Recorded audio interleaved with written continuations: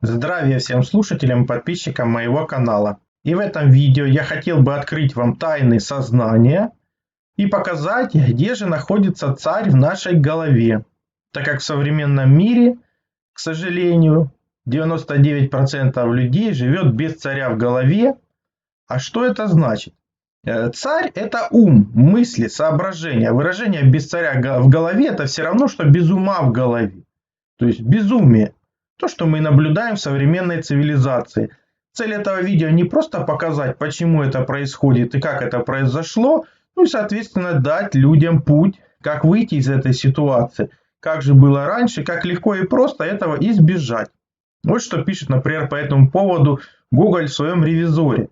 Хлестаков, молодой человек, лет 23, тоненький, худенький, несколько приглуповат и, как говорят, без царя в голове. Один из тех людей, которых в канцеляриях называют пустейшими, говорит и действует без всякого соображения. То есть смотрите, сколько лет это назад было описано, но это как раз и повествует о людях пустых, которые действуют без всякого соображения, не имеют своего ума, и это все приводит к печальным последствиям. Моя же задача показать, как этого избежать, как снова вернуть царя в голове. То есть фактически из животного состояния снова стать Богом. То есть это первая ступенька к самосовершенствованию. Никто этого сейчас практически не знает, а на самом деле все легко и просто. Так как если вы не сформируете своего царя в голове, свой ум, то система это будет делать с удовольствием за вас, и, соответственно, будет туда вкладываться, мягко говоря, не совсем хорошее, а то, что нужно самой системе. А системе нужно, чтобы этого царя в голове у вас не было. У вас не было собственного ума, а вы жили всякими поучениями из средств массовой идиотизации, то есть СМИ. Поэтому я и предлагаю вам заняться самосовершенствованием. И то, что я уже показывал в предыдущих видео, что у нас в голове находится ум, уловитель мыслей. Оно же сознание, то есть совместное знание левой и правой части головного мозга нашего. Причем левая часть это логика, символы, числа, а правая часть в первую очередь это интуиция и образы. Почему? Потому что именно в правой части находится выход в подсознание, и именно так у нас и называлось образование. То есть то, что получается в образах. А образ и голова имеют, как вы понимаете, объемные структуры. Поэтому люди сегодня это не получают. И у них фактически получается, что левая часть мозга не дружит с правой частью мозга. То есть выполняется принцип «разделяй и властвуй», когда человек не просто не дружит с окружающим миром, он не дружит сам с собой. То есть левая часть человека не знает, чем занята правая часть. Плюс отсутствует структурирование этих частей, потому что образование, как я вам покажу сейчас, отсутствует у вас. И вы должны заняться сами, самообразованием. Так как наш мозг так устроен, то мы читаем информацию слева направо, а понимаем ее справа налево. Это то, что от вас сегодня скрыто. То есть этот принцип справедлив для разных направлений. Вверх-вниз, диагонали, спирали и так далее. Почему я нарисовал здесь различные объекты? То есть наш мозг – это объемная структура, которая состоит из двух частей. Но она и работать должна в объеме. Вам же сейчас кому-то оставили возможность читать только слева направо, без понимания справа налево. Другим же наоборот дали возможность прочтения справа налево, без понимания слева направо. То есть разделяй властвуй на различных уровнях, из чего образуются многие языки, возможности различных языков. Хотя это все вместе принцип работы головного мозга нашего.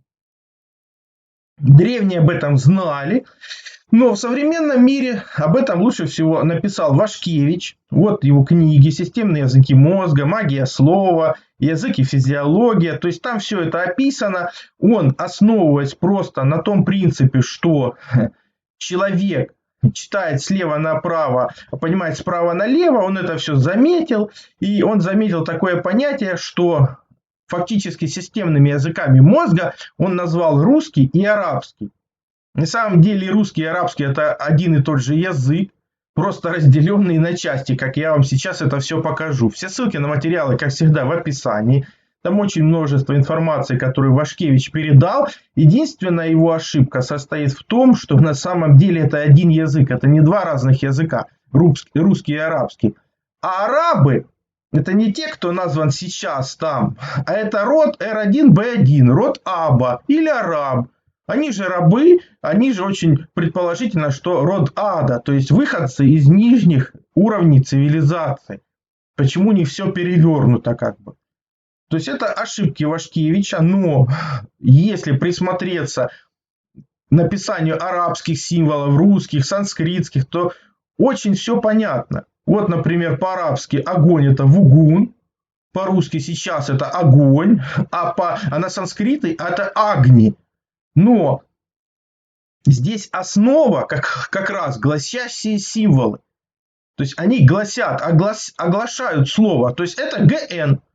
Агни ГН. Вот они, эти гласящие символы. То есть раньше согласующие символы вообще не писали. Вот это А, И, О. Писали просто ГН. И оно было в контексте понятно, что это огонь. То же самое мы видим и в так называемом арабском. Основа ГН. Да, искажения есть, какие-то добавки В, У, ГУ. Но это все искажения. Потому что раньше, в принципе, согласующие символы, когда люди были разумными с царями в голове, они не писались. Писались только гласящие символы. А так называемая арабская вязь — это всего лишь тайнопись воинов. Тайнопись воинов, вот и вся разница. То есть, о чем и заметил Вашкевич, что если в русском языке есть какое-то непонятное слово, то его нужно просто прочесть в обратном направлении, его смысл становится понятным, потому что оно написано фактически по арабским смыслам. И то же самое и в арабском языке. Если в арабском языке есть слово, которое непонятно, прочитай его в обратном направлении, получится русское слово, и ты его прекрасно поймешь. А санскрит — это вообще самостоятельный скрытный язык, который был разработан для людей, которые живут в той местности по их способностям души. Об этом и доказывают те находки, которые сделаны в Аркаиме. Мы видим так называемую арабскую вязь, хотя это все нас относит к первоначальной письменности, а именно узелковой письменности. Поэтому, например, сибирские письмена на реке Пышме, близ Тобольска, они вот такие вязью как бы написаны.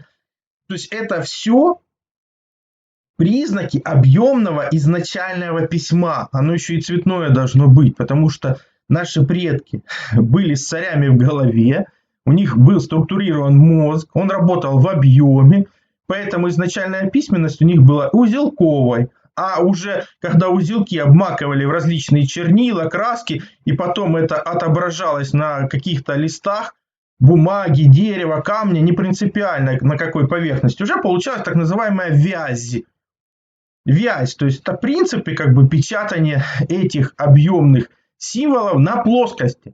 То есть мы это все видим в недавнем прошлом, вообще-то до эпохи так называемого Петра I, после чего это все начинало убираться. То есть остался только так называемый русский язык. А уже все, что связано с вязью, та же самая вязь на оружии, доспехах, монетах, в книгах, она начала просто уничтожаться.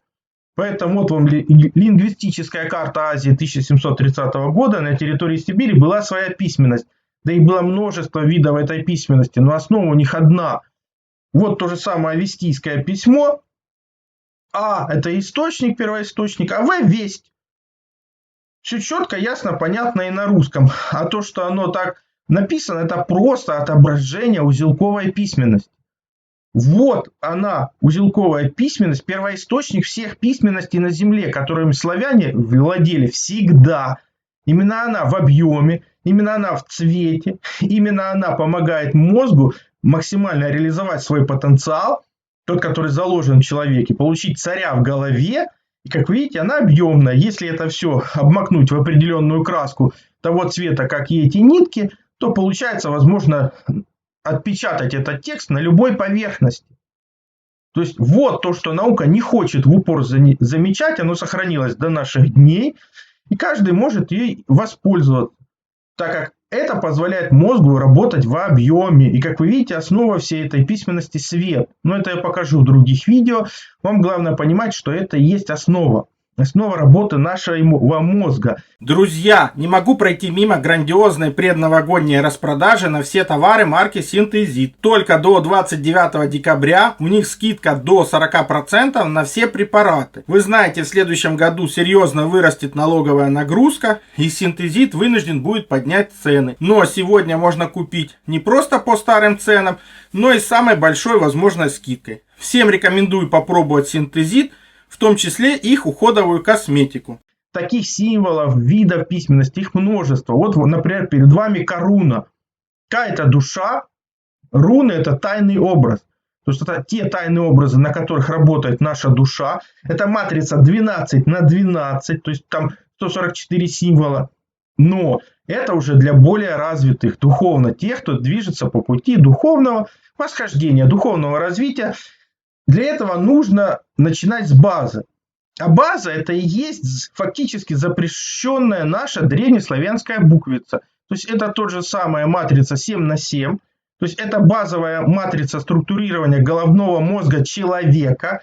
Обратите внимание, в ней есть числовые значения, в ней есть название букву, и в ней есть и образы букв. То есть это показывает на как раз работу и структурирование двух частей головного мозга. Поэтому раньше она была обязательной для изучения. Сейчас же все это сократили, убрали и сказали, вы стали богаче, потому что раньше была вот база 49 символов, сейчас осталось в районе 30, оставили вам только звуки, никаких значений, ни символов, ни образов. И сказали, вот вы стали богаче. Да? Это все равно, что у вас отняли все, что можно, и сказали, а вы стали богаче. А вас это отняли для того, чтобы вы перестали дружить с собственной головой, чтобы не было образования. А это можно вернуть только когда вы сами займетесь самообразованием, сами начнете изучать буквицу. Она поможет для того, чтобы возродить царя в голове. И человек сам начнет изучать то, что ему доступно, то, что заложено в самом человеке. Все ссылки на материалы я, как всегда, оставлю в описании, в том числе и ссылку на эту буквицу. А основы в ней многоуровневые, то есть надо начинать сначала, с каждого символа, для того, чтобы потом иметь возможность работать и с образами, и с символами, и продвигаться дальше на более высокие уровни. То есть таких символов множество. Чем вы больше символов этих знаете, умеете с ними работать, тем на большем уровне духовного развития вы и находитесь. Именно поэтому я показывал, что эта матрица, она базовая, потому что это база для структурирования мозга, где состоит она из двух соединенных матриц 5 на 5. То есть левая часть мозга – это логика. Вот она, эта матрица 5 на 5. А вторая матрица 5 на 5 имеет в центре так называемый выход в подсознание, то есть эффект 25-го кадра, вы его знаете. Именно правая часть мозга работает на образах, и именно она имеет выход в подсознание, то есть вашу душу. Вашу душу, то, что я показывал вам в предыдущем ролике, где как раз в голове у нас должно находиться сознание, то есть совместное знание двух частей головы с царем в голове. И когда только это есть, вы имеете возможность отсюда попасть в подсознание, в вашу душу. Почему она и под, то есть она подсознание, но там тоже совместное знание. И уже из подсознания вы имеете возможность выйти по пути духовного развития на сверхсознание, то есть то, что находится выше всех этих сознаний. Оно поэтому называется сверхсознание. Плюс соединиться как бы с духом, откуда вы и вышли, то есть это Ра, первозданный свет. Как это сделать, я покажу в следующих видео. Сейчас мы начинаем просто с базы. Тогда получается и человек, он получается разумный. Сейчас же это просто житель неразумный, без царя в голове. Вот что сейчас представляет большинство людей, на каком бы уровне развития они не находились в обществе. Будет это хоть профессор, хоть академик, хоть простой ученик. Отсутствие образования и понимания буквицы приводит именно к этому.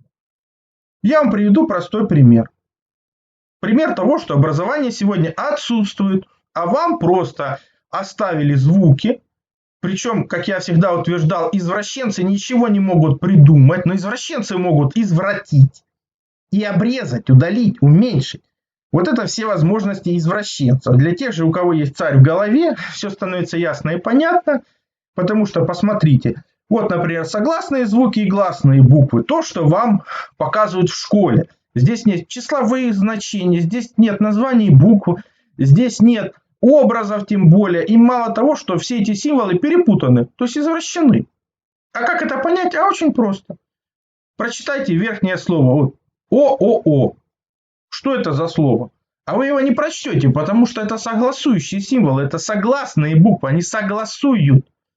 А прочитайте нижнее тогда слово. МЛК. Ну, я думаю, 99% скажет, так это ж молоко. Ну, а как вы его прочитали, если вам в школе сказали, что это согласующие символы? А вы его прочитали, потому что наоборот, это гласные буквы. Они гласят, оглашают. Эта информация заложена в вашем мозге, в вашем генокоде, в вашей душе. Она есть в вас. Но и это еще не все. Мы-то читаем слева направо, а понимаем справа налево. То есть это тоже у вас забрали. У вас забрали возможность работать мозгу в объеме. То есть получается слева направо молоко, а справа налево коло-мо. То есть коло это круг, М это мыслите, то есть круг мыслящих. То есть образ молока может быть применен каким-то объединением мыслящих людей. Но это еще не все. Так как у нас голова объемная, структуры объемные, то любое слово сначала читалось по символам, буквам. То есть в молоке 6 этих символов, то есть 6 названий букв. Это один уровень восприятия. При этом мы прочитали слева направо, а поняли справа налево. Потом есть возможность прочесть по двойному слогу. Например, это слоги мо, это слоги ло, это слог ко. И в обратном направлении. То есть, опять же, 3 двойных слога. Плюс есть тройной слог. Это уровни информации, заложенные всего лишь в одном слове. То есть это мол, в обратном прочтении это лом. Или, а потом вторая часть это око. То есть это тройной слог. Есть еще четверной слог. То есть это с одной стороны мол, а потом ко. А с другой стороны это мо, а потом локо. То есть там 2 этих четверных слога с одной стороны и обратное прочтение с другой стороны. То есть и 5-й уровень понимания это слово целиком. И опять же, слева направо читаем, справа налево понимаем. То есть даже в одном слове содержится информация в разы больше, чем вы могли себе представить. Это не вся картина мира, это просто база. База для того, чтобы выйти из плоскости в объем, потому что, как вы понимаете, все эти символы, они не плоскостные, они объемные. И мозг у нас работает в объеме. Поэтому сравните с тем, что вас учили в школе, как бы, и с тем, что есть здесь. То есть это все несет огромное количество информации. В первую очередь образно, в первую очередь то, что содержится в голове, приводит к структурированию головы, к тому, что появляется царь в голове, и люди начинают мыслить. Люди становятся мыслящими, появляется уловитель мыслей из высших структур души и духа. Поэтому русский ли язык сейчас учится в школе? Это может быть чей угодно язык, но точно не русский. Потому что Русь это свет, светлый язык, свет, принципы всего мироздания. Но это мы рассмотрим более подробно в следующих видео. Здесь бы я хотел обратить ваше внимание, что та же буква может находиться под разными углами. Отсюда возникают так называемые символы различные, более богатые. Хотя на самом деле это одна и та же буква, а с другой стороны это могут появляться различные так называемые другие азбуки, буквицы. То есть это всего лишь одна буква, много раз перевернутая. То есть извращенцы так делают новые азбуки, новые буквы. Они всего лишь обрезают то, что различное направление этой буквы. Поэтому имейте в виду, что буква может быть под разными углами, потому что, я повторяю, у нас структуры мозга объемные. Это не значит, что мы информацию воспринимаем только так. Отсюда возникают разные фигуры. То есть вот как здесь буква Т, здесь вообще Ра написано, 4 раза повторено. То есть это нужно тоже иметь в виду. Прочитайте текст, который вы видите на экране, и вы поймете, что мозг работает вне зависимости от того, хотите вы этого или нет. как бы буквы не перепутать, в принципе, если первая и конечная буква стоят правильно, то мозг прочтет то, что здесь написано. То есть, так, а кто же такой царь в голове? Ну, если просто прочесть под символом, то арь, аз – это изначально, рици – разграничение сохранения, ерь – это данное сотворение без участия человека. Все вместе получается священное хранилище, хранитель. То есть царь – это как раз глава этого священного хранилища, хранитель. А так как там числовое значение 900 у буквы С, то это значит выход на другие уровни души, то есть вниз, как бы, в подсознание. То есть и объединенное знание левой и правой части головного мозга. Этот царь в голове известен вам как шишковидное тело, или третий глаз, или клетки эпифиза, так как они выделяют в кровь гормон мелатонин, который синтезируется из серотонина, который участвует в синхронизации циркадных ритмов, а именно биоритмов сон и бодрствования. И вполне вероятно, что влияет на все гормональные функции, иммунную систему. Причем этот эпифиз разделен на два полушария. Он является тем местом, которое синхронизирует две части головного мозга и позволяет выходить в более высшие духовные сферы, то есть в вашу душу. Она же фактически, это шишковидная железа, центр сверхспособностей. То есть она получаете вы выход на новые возможности. Поэтому хотелось бы вам напомнить, что те, кто принимают любые разрешенные или запрещенные наркотические средства, остаются без царя в голове минимум на 2 года. Именно поэтому у славян отсутствовала любая так называемая культура потребления разрешенных или запрещенных наркотиков. Ее просто нет. Иначе человек остается без царя в голове, им нужно минимум 2 года, чтобы восстановиться. Все принципы работы этих наркотиков есть в ссылках под видео, перейдите, посмотрите. Нет безопасных наркотиков, нет безопасных доз алкоголя, пива, вина, их просто нет. Любой, кто это потребляет, он лишает себя этого царя в голове, возможности синхронизации 2 частей мозга. То есть возможности дружить сам с собой, с собственной головой. О том, что шишковидная железа важна, об этом знали древние, поэтому везде эта шишковидная железа есть во всех символах. Обратите внимание, вот верхняя картинка, какая гигантская шишка, а слева образы, 2 павлина. Павлин, половина мозга, и обратите внимание, какие павлины маленькие, а какая шишка гигантская. То есть сама шишковидная железа важна, но она нормально может работать только у трезвого человека, который в том числе знает буквицу. То есть он имеет образование. И тогда появляется возможность открытия так называемого 3-го глаза. То есть начинает голова работать нормально, начинает появляться царь в голове, который синхронизирует 2 части головы. Человек начинает дружить сам с собой, может выйти на другие уровни, а именно подсознание, его собственную душу. Об этом и говорят вот подобные символы, которые остались еще с прошлых времен. Вот, например, одна из заповедей богини Лада-Ада, то есть та богиня, которая определяет лад в подземном мире, как бы. Не внимайте глаз у тех людей, кои молвят, что утеряна высшая истина и мудрость светлых богов. По элику они сами не ведают, о чем возвещают, ибо невозможно утерять то, что соединено с душами и сердцами вашими. То есть обратите внимание на эту икону. Красной стрелкой показан царь в голове, зеленой стрелкой показано, что это структура души, алатырь, камень, так называемая восьмиконечная звезда.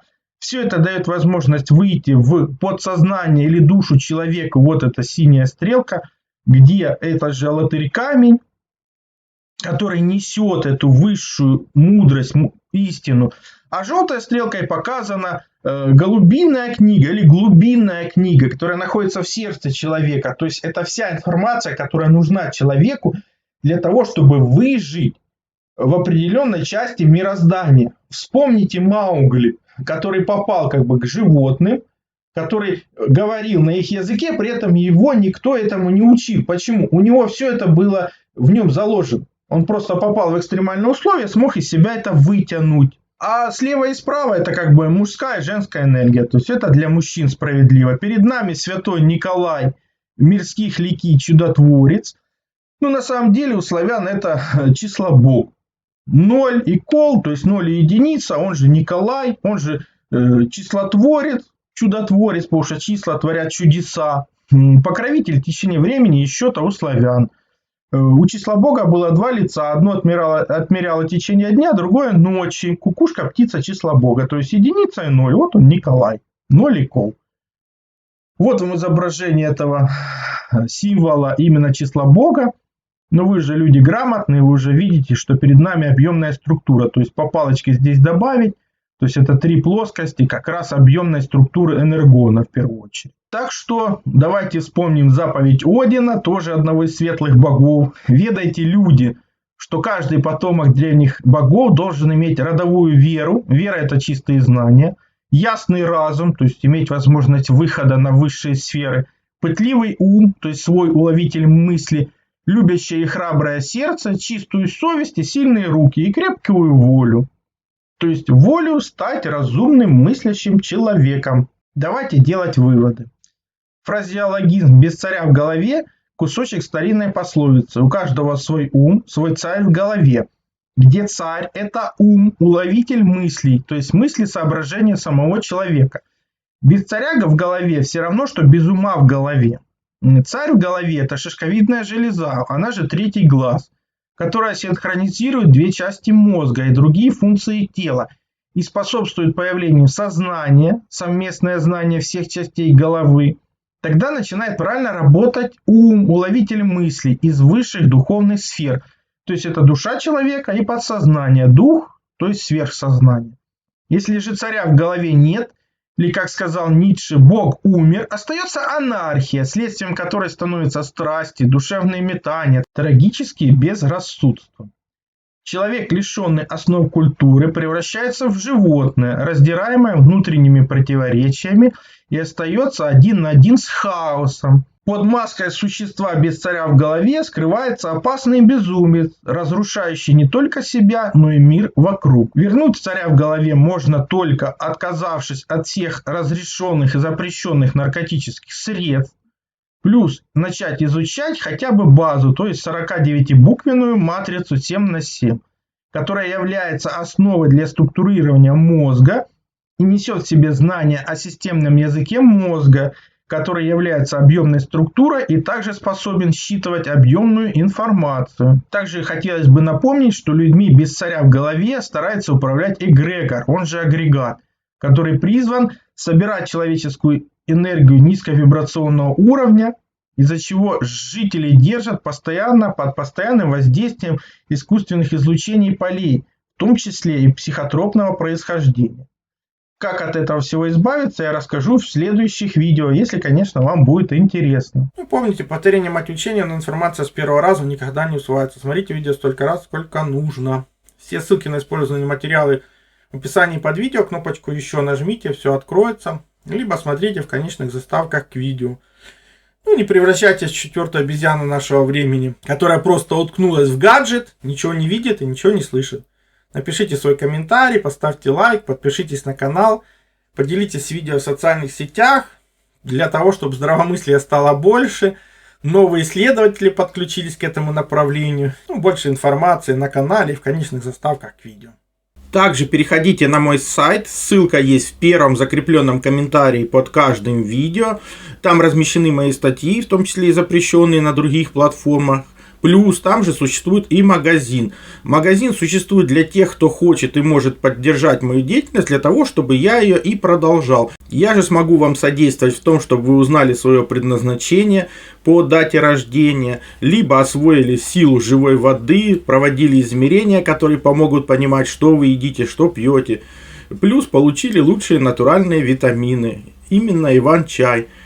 Плюс, опять же, сила живой воды – это водород и озон. Именно эти две структуры воды помогают нам сохранить здоровье и вылечиться от любых болезней, потому что они универсальны, подходят как одному человеку, как и всем членам семьи. И один раз купленные не требуют других расходников. Плюс, например, детектор электромагнитного излучения. Мы все живем в городах, а там огромное количество электромагнитных полей. И имея эти простые измерительные приборы, вы сможете не попадать под их влияние, а значит будете меньше болеть и дольше просто проживете без лекарств.